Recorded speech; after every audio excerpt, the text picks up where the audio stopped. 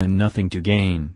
One of the most awe-inspiring stories from the entertainment industry is that of Marilyn Monroe and the 78-year-old retired CIA officer, Norman Hodges, who made some of the most groundbreaking confessions ever noted from an ex-CIA officer. In amongst his many confessions, he admits to being a group member of 5 CIA agents, whose sole task was to carry out assassinations.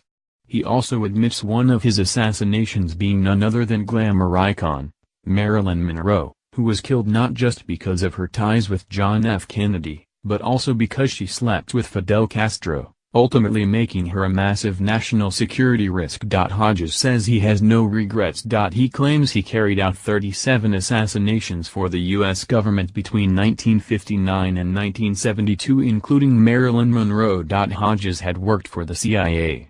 Hodges was a CIA officer for 41 years, working as an operative amongst top-level security clearances. He claims he was employed as a hitman by the organization. His duty was to assassinate individuals who posed a threat to the security of the United States of America. He was trained as a sniper and a martial arts expert, but also trained in other methods ranging from taking people out with poisons to using explosives. Despite his old age, Hodges has managed to recall each of the assassinations he committed for the CIA. He goes on to admit that the murders were carried out on American soil and by the orders of his then commanding officer, Major James Jimmy Hayworth. He also claims the timeline for the assassinations were between August 1959 and March 1972, when the CIA had its own agenda. Furthermore, he admits that he was part of an operation team of 5 members, who were taking orders to carry out the assassinations.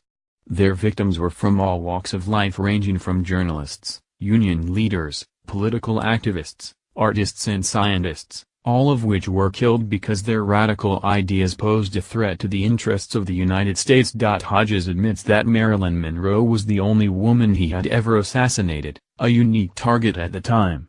He claims she had become a significant threat for the security of the country and had to be eliminated.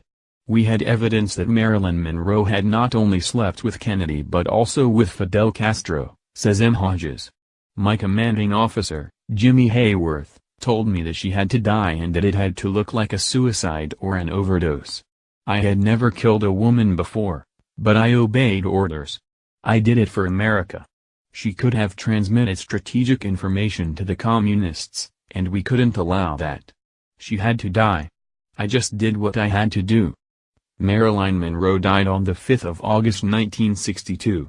Hodges claims he entered her room while the star was sleeping, injecting her with a fatal dose of chloral hydrate, a very powerful sedative, that was also mixed with Nembutal, a short-acting barbiturate, which ultimately caused her death. The FBI is taking Hodges' claims very seriously and has now placed him under custody whilst a full investigation is opened to attempt to verify his allegations. The most important witness in the case would have been Major James Hayworth, who died of a heart attack in 2011.